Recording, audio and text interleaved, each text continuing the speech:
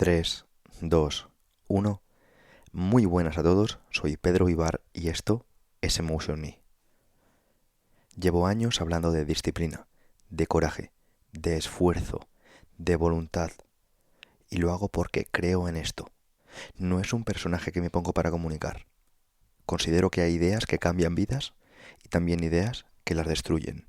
Y para mí, estas virtudes son sin duda algo que me ha funcionado, algo que siento como parte de la persona que soy y algo que defiendo con convicción porque creo que vivimos en una época que ha renunciado demasiado fácilmente a ellas.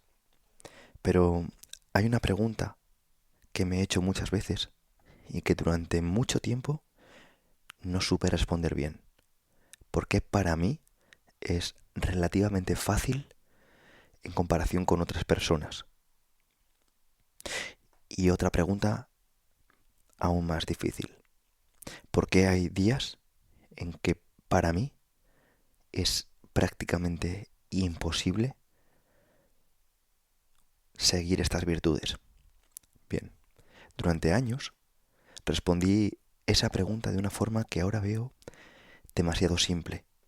Pensaba que había personas que no tenían fuerza, sencillamente que tenían carácter débil, que vivían en esa parálisis que todos conocemos y que esas personas sencillamente no querían sus objetivos lo suficiente, que habían escogido la comodidad o incluso que les faltaba algo que a mí no me faltaba.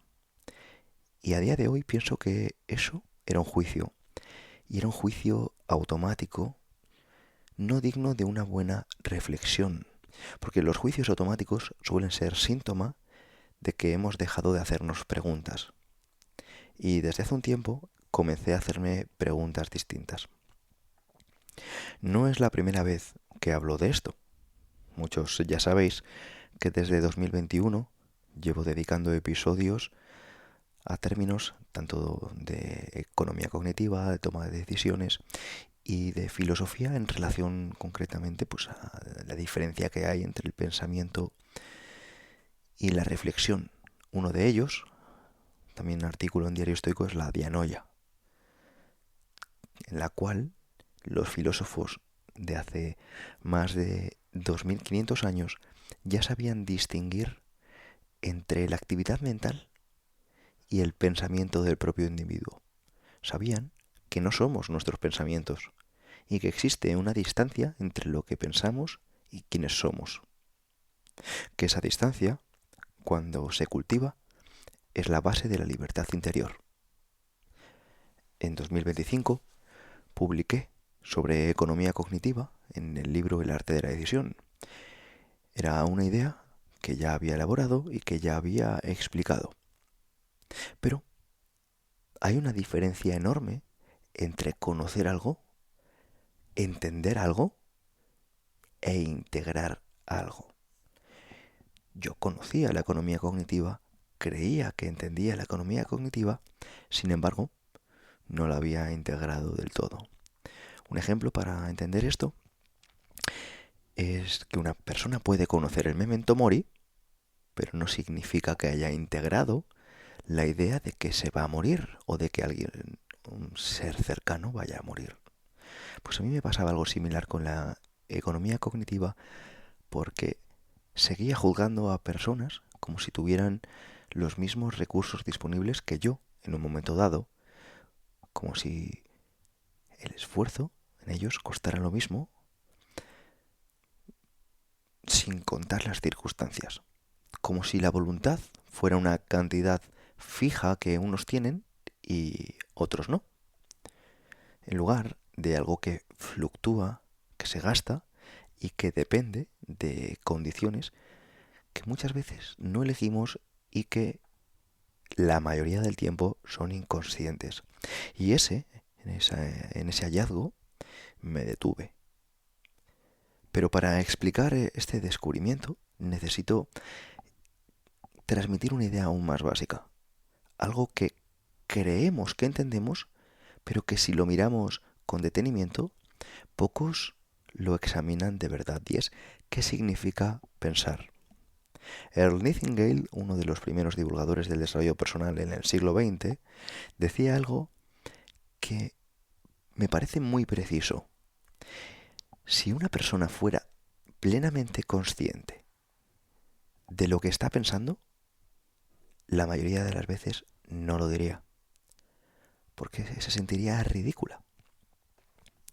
Necesito un momento para que aterrices esto.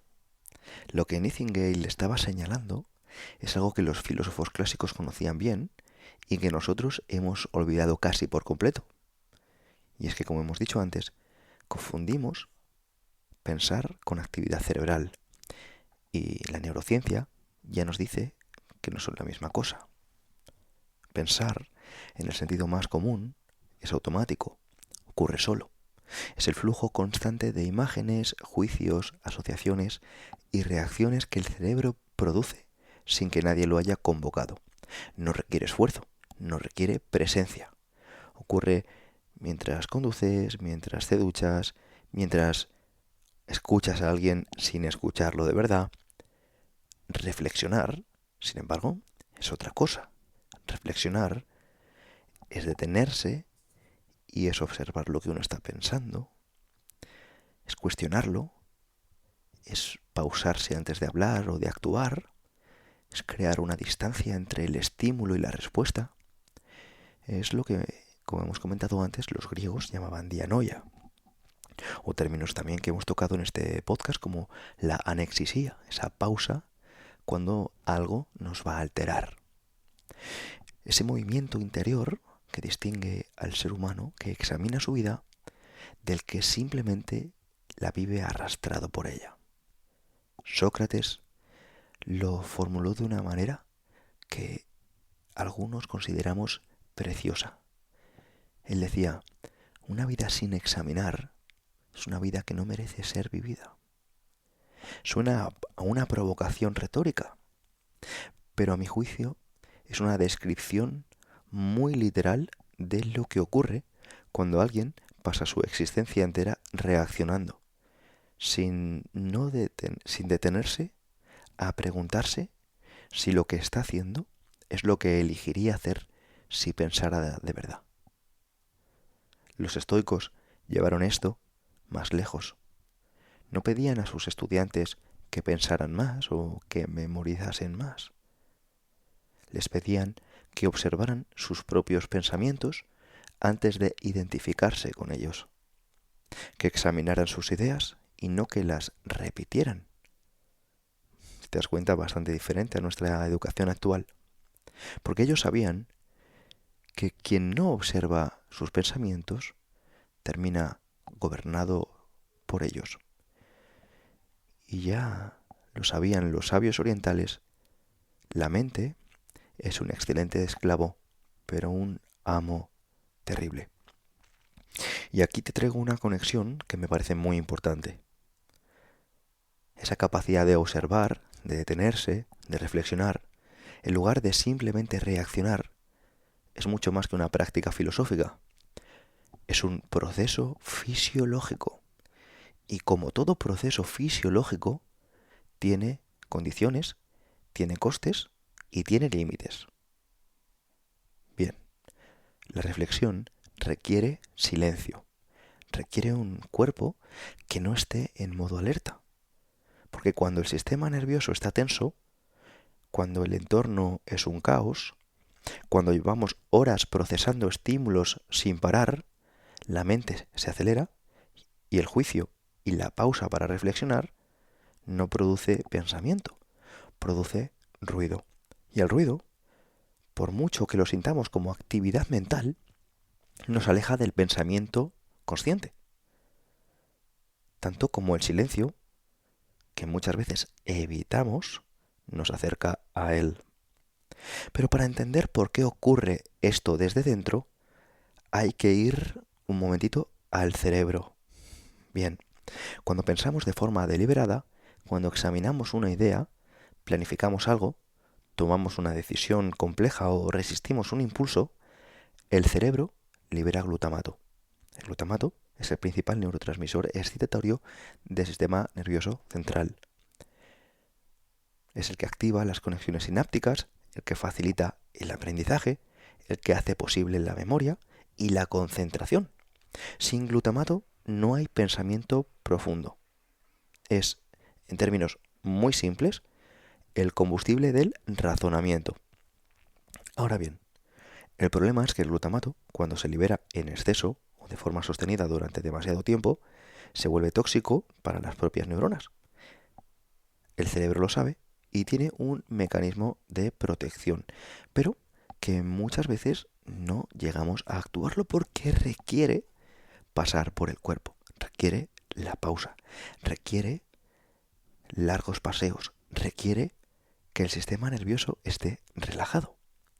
Pero cuando funciona este mecanismo, que por cierto se llama GABA, en relación al ácido gamma aminobutírico,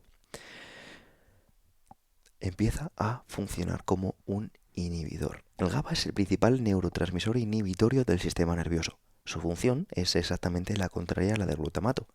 Calma la activación neuronal, frena la excitación excesiva y permite que el sistema se regule y descanse. Lo que esto significa en la práctica es que el cerebro humano tiene un sistema interno de economía.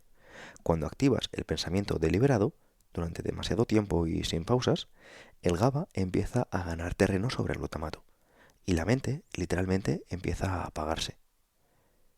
Y no por una cuestión de debilidad moral, sino porque el sistema está haciendo lo que tiene que hacer, y es regularse, protegerse del exceso.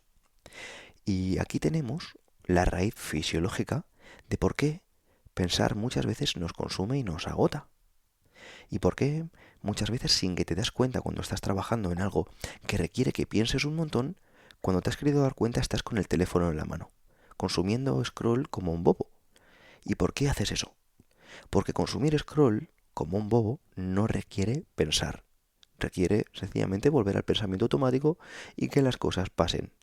Hacer esa pausa, ese silencio, esa reflexión, esa meditación activa, consciente sobre algo, eso es muy costoso a nivel cognitivo. Eso desgasta nuestra economía cognitiva. Lo que debemos entender es que en el mundo en el que vivimos, las condiciones de pausa muchas veces escasean.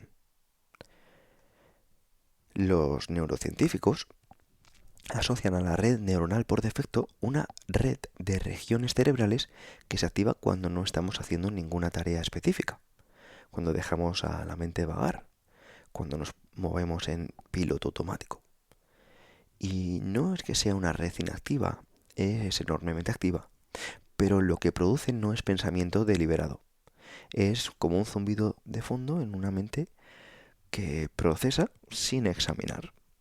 Como hemos comentado antes, por ejemplo, cuando hacemos scroll o cuando estamos cocinando y de fondo tenemos un podcast o cuando estamos en el entrenamiento y estamos en la conversación de la persona que está al lado, eso muchas veces no es deliberado, es sencillamente algo automático y sin examinar. El pensamiento deliberado, la reflexión genuina que pedían Sócrates y los filósofos clásicos, requiere la corteza prefrontal activa y con recursos, con economía. Requiere glutamato disponible, requiere un sistema nervioso que no esté en modo supervivencia y requiere algo que es muy difícil de encontrar en nuestros tiempos y es sencillamente pausas de estímulos que están interrumpiendo el proceso antes de que todo esto llegue a alguna parte importante. La consecuencia de todo esto es algo que una vez lo entiendes, resulta difícil dejar de ver en todas partes, incluyendo uno mismo. Vivimos en el entorno más hostil para el pensamiento deliberado que a mi juicio ha existido antes. No es una exageración apocalíptica, sencillamente observo las estructuras de nuestros sistemas. Cada notificación que llega a nuestro teléfono activa una pequeña respuesta de orientación en nuestro sistema nervioso. Un mecanismo evolutivo antiquísimo diseñado para detectar cambios en el entorno. Por otra parte, cada titular que vemos está diseñado para provocar indignación, para activar tu amígdala, antes de que tu corteza prefrontal haya tenido tiempo de evaluar si esta indignación está justificada. Cada scroll que hacemos mantiene nuestra atención en un estado de alerta difusa, que como hemos comentado antes, está consumiendo recursos sin producir ningún pensamiento real. El resultado es que llegamos al final del día habiendo procesado una cantidad enorme de información y habiendo pensado verdaderamente poco. Y lo más curioso es que la sensación subjetiva es la contraria.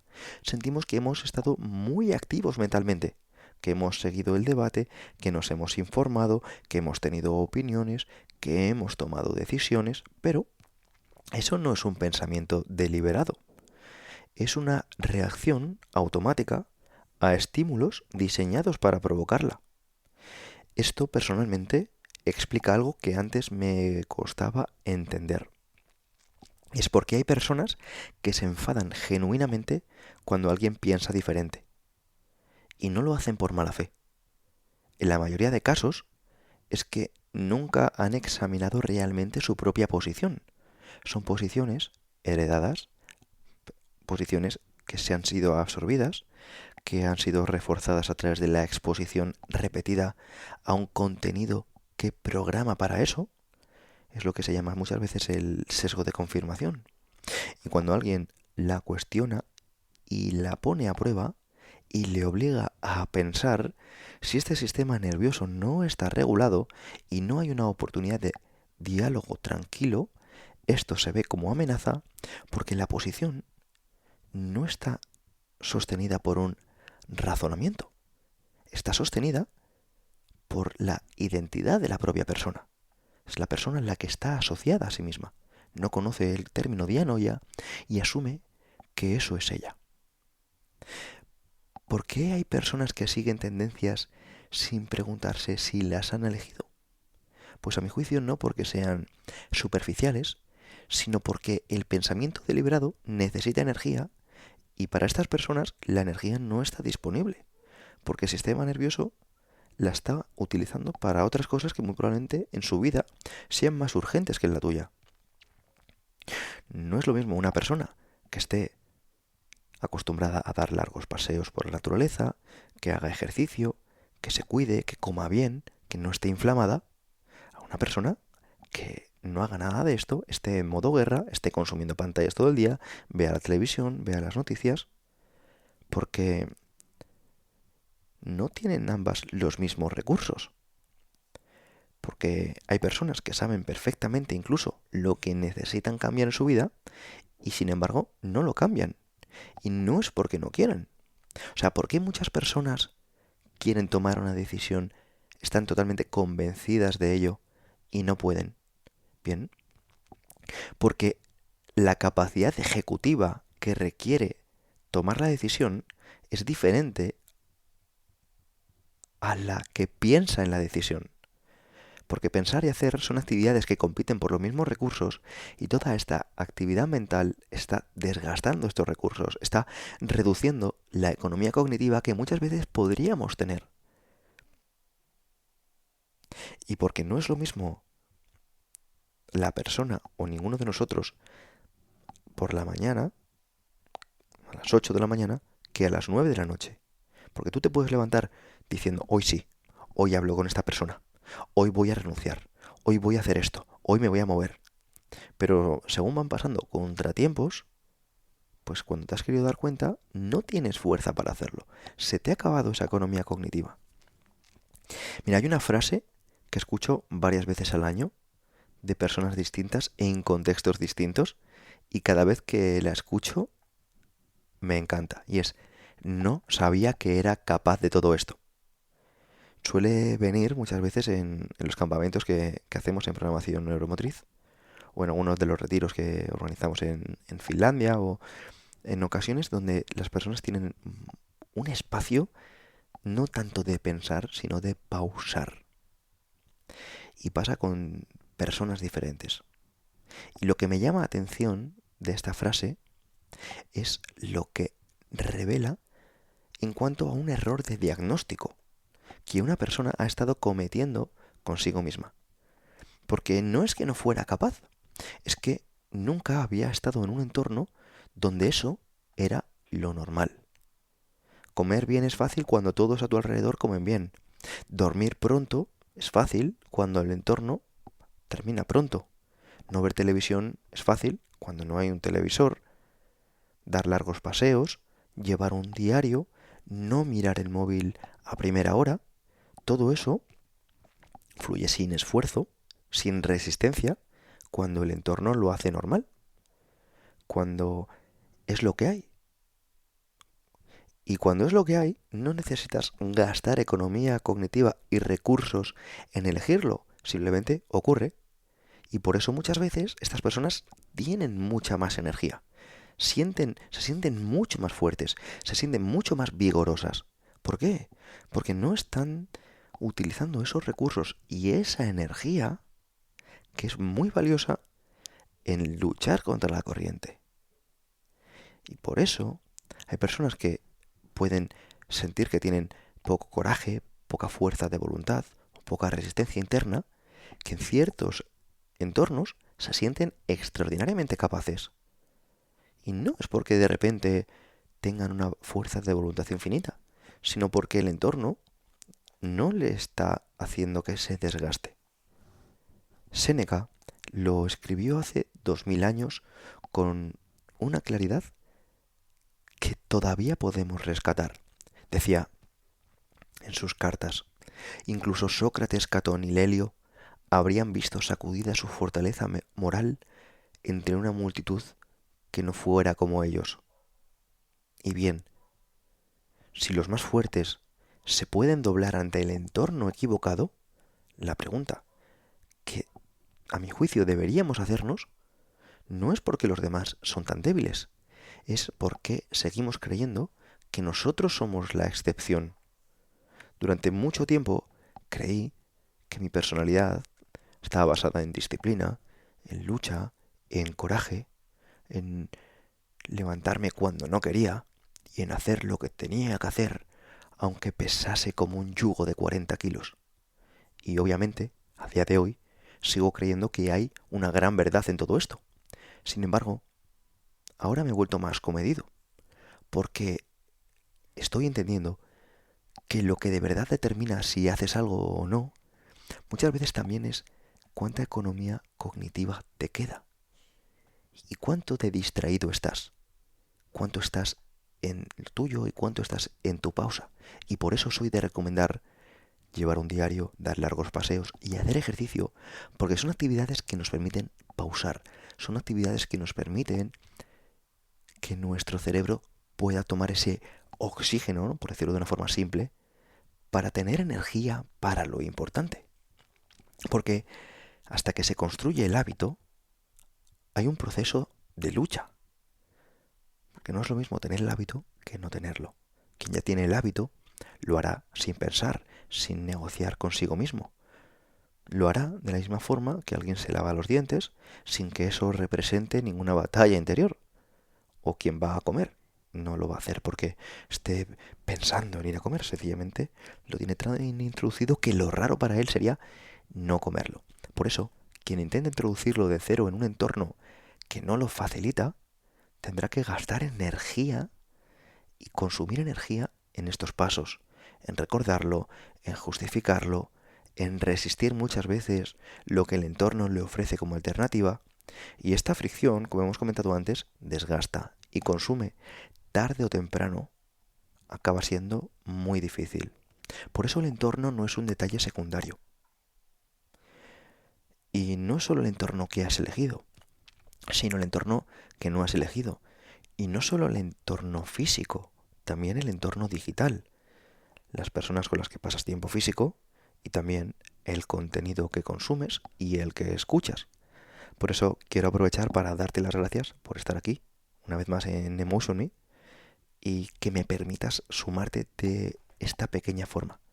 Y que me permitieras, si te está gustando, que lo compartieras a alguna persona que consideras que le puede ser útil para mejorar su vida. Como estábamos diciendo, todo todo, absolutamente todo lo que conocemos, lo que no conocemos, lo que es consciente y lo que no es consciente, nos está moldeando sin que lo percibamos. Está moldeando lo que nos resulta natural y lo que nos resulta una lucha. Y la diferencia entre estas dos no siempre es el carácter, es muchas veces la estructura, la arquitectura en la que nosotros encajamos o no encajamos. Y aquí entra el concepto que va a dar título a este episodio, la economía cognitiva. La economía cognitiva es, en su forma más simple, la idea de que tu capacidad de pensar, decidir y autorregularte es un recurso limitado que se distribuye a lo largo del día y que se agota con el uso. Ya hemos mencionado en otros episodios que Rowe Baumeister, psicólogo social, documentó algo que se llamaba agotamiento del yo. Sus experimentos mostraban que las personas que habían ejercido autocontrol en una tarea rendían significativamente peor en una tarea posterior que también requería autocontrol. Hubo un debate posterior sobre la replicabilidad de algunos de sus estudios, pero el mecanismo subyacente, esto es, que el pensamiento ejecutivo tiene costes fisiológicos reales, está respaldado por décadas de neurociencia. La glucosa cerebral disminuye tras esfuerzos cognitivos sostenidos, la conectividad entre la corteza prefrontal y las regiones de control de impulsos se reduce con el agotamiento mental y las decisiones que tomamos al final del día tienden sistemáticamente hacia opciones más simples, más impulsivas y más automáticas. Muchos conocen los estudios de Daniel Kahneman con los jueces. En este estudio, los jueces concedían libertad condicional en el 65% de los casos al inicio de la jornada. Según pasaba el tiempo, al final del día, la cifra iba descendiendo a casi cero. A casi cero. Y la decisión por defecto se volvía a denegar. O sea, imagínate lo que es empezar el día de forma reflexiva y deliberada a cómo te vas consumiendo y vas poniendo automáticamente el no para no equivocarte. Increíble la fiabilidad humana, o mejor dicho, la poca fiabilidad.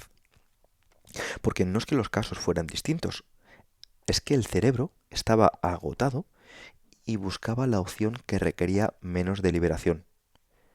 Y lo mismo que le ocurre a un juez con su sentencia, nos ocurre a todos nosotros con nuestras decisiones, con nuestros hábitos y sobre todo con la forma que tenemos de llevarlo a cabo, con los propósitos que tenemos muy claros a comienzo del día y cómo, según va avanzando, no tenemos la energía para llevarlos a cabo. Y todo esto debería influir al menos en tu percepción o en tu narrativa sobre la disciplina. Y aquí quiero ser muy claro. Nada de esto invalida la disciplina, ni el coraje, ni el esfuerzo, ni la voluntad. Estos valores son y seguirán siendo reales, seguirán siendo necesarios, y sigo creyendo que son la diferencia entre una vida que uno elige y una vida que sencillamente pasa, entre la mentalidad de creer que la vida es un porvenir y los que pensamos que la vida es un por hacer. Sin embargo, quiero añadir una capa de comprensión que me ha faltado en este discurso. La disciplina no opera en el vacío. Opera sobre un sustrato fisiológico que tiene condiciones. Condiciones que si no se dan, porque el sistema nervioso está desregulado, porque la economía cognitiva está agotada, porque el entorno extrae más de lo que te aporta, pedirle a alguien además que tenga más voluntad es como pedirle a alguien que corra cuando no tiene fuerza. Y es que no es una persona que no quiera, porque quieren. Una persona quiere dejar de fumar, pero no sabe cómo, no tiene economía cognitiva para hacerlo.